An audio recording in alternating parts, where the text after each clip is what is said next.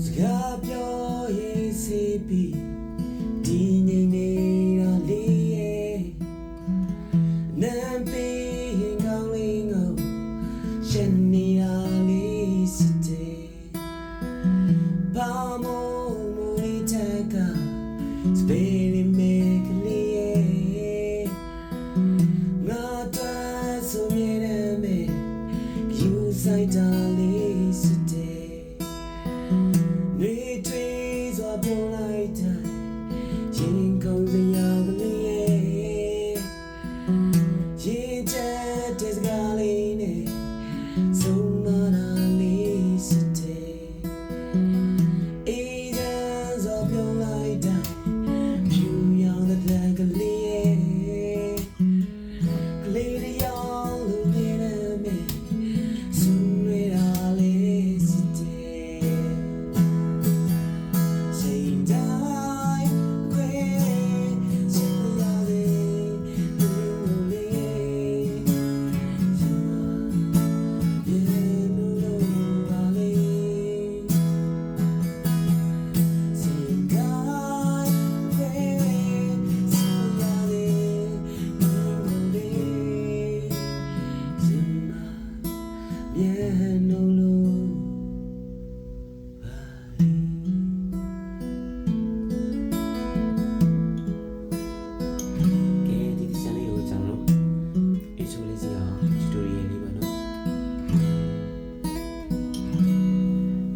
ကြီးမှာတော့ကြီးချီနေတရားတယ်ကျွန်တော်ကစီရှိနဲ့ဓာတ်ပုံ၄ပါးကိုပြောင်းလိုက်တယ်ပြီးတော့ဘေးသုံးနှစ်သုံးလေးနဲ့ပဲတည်တာပါစကားပြောရေးစိတ်ပြီးဒီငိမ့်နေရလေးရဲ့အဲ့နားလေးမှာကျတော့ဘေးနှစ်သုံးနှစ်ဆိုပြီးမြင်တည်လိုက်တာဟုတ်လား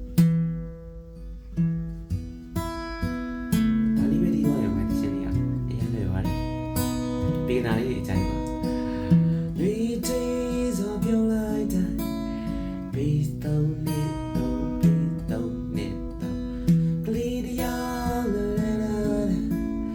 ဒါရာရာရာရတဲ့ကူလို့မေတော့ကိုလည်းရောက်လာဆိုလို့ရှိရင် rhythm ဆိုလို့ကိုလေးတွားလိုက်ပြီး F ကိုနဲ့စာမယ်အချိန်တိုင်းခွေးမေစရတဲ့